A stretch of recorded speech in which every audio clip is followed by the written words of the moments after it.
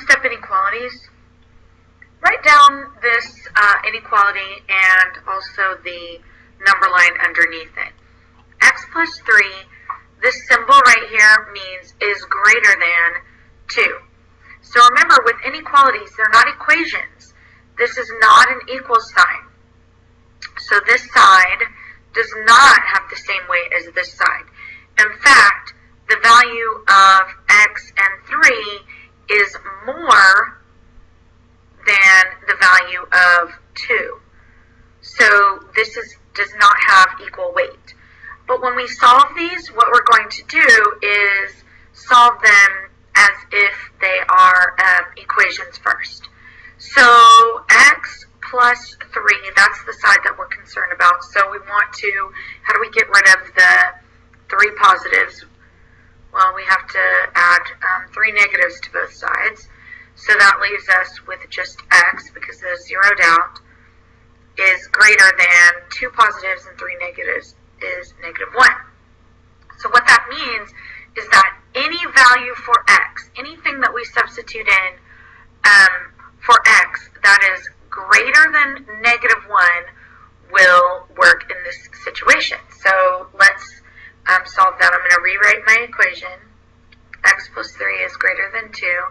And I'm going to choose a value that is larger than negative 1.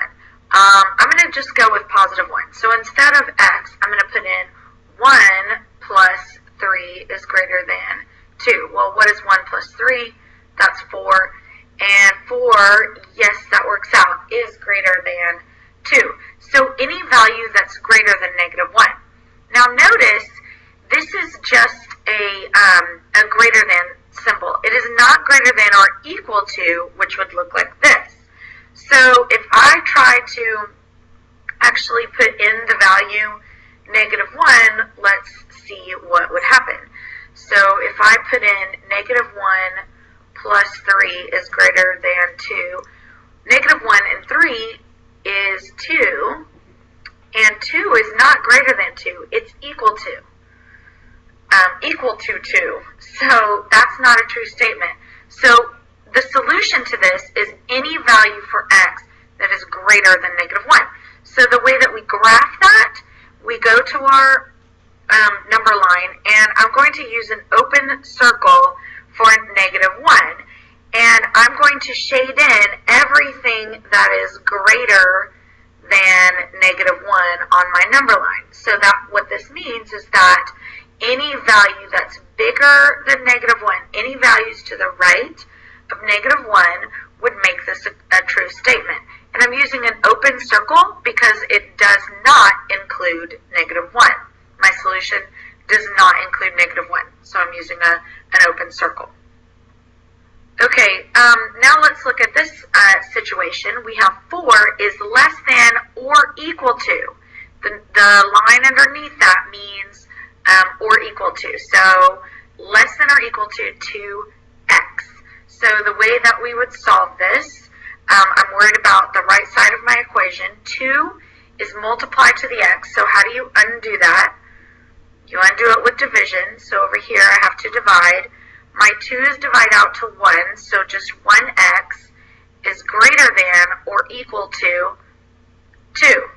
So what I would need to do then is go to my number line, and this time I'm gonna circle my 2 here, and my x can be anything that's bigger than 2. Do you see the open mouth is facing towards the x, so my x can be bigger than 2. Sometimes it's helpful if you rewrite it like this. So x is bigger than, greater than, or equal to 2. So my inequality, or my graph for this inequality goes to the right. Now, this time though, my solution says greater than or equal to. So instead of an open circle, I'm going to use a closed circle because that means that I can include 2. So let's rewrite it. 4 is less than or equal to 2x. And let's actually substitute in 2. So 4 is less than or equal to 2 times 2. So I'm just substituting in my value 2 for x. So 4 is less than or equal to 4. And is that a true statement? Yes, it is, because 4 is actually equal to 4. Now let's just try one more. Let's just say that I wanted to put 4 is less than or equal to 2 times, well, anything that is, x can be anything greater than 2. So what if I just chose 5? So 4 is less than or equal to 2 times 5 is 10.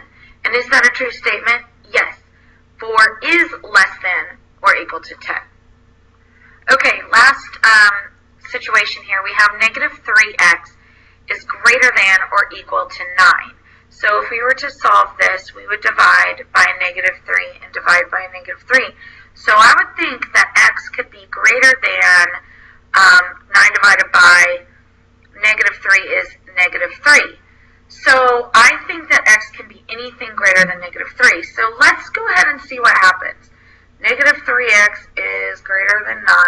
So negative 3, anything greater than negative 3. So what if I just put in a positive 4 is less than or equal to 9? Negative 3 times 4 is negative 12, which is supposed to be greater than 9. Is that a true statement?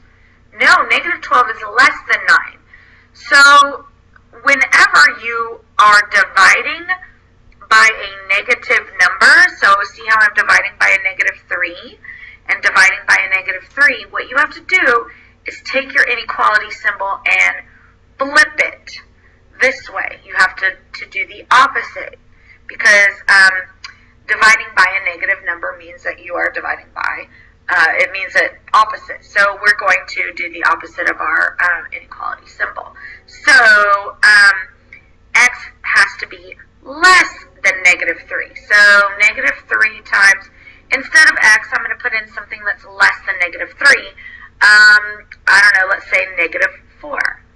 So now when I'm substituting it back in, my inequality symbol still stays the same in my solution. So, in my equation. So negative 3 times negative 4 is a positive 12, which, yes, is greater than 9. So the solution to this is x is less than, open circle because it does not include, so less than negative 3. So my solution would be any value that is less than negative 3. Now I'm going to recommend that you watch this video a couple of times to make sure that you really understand the concepts, because this can be very confusing.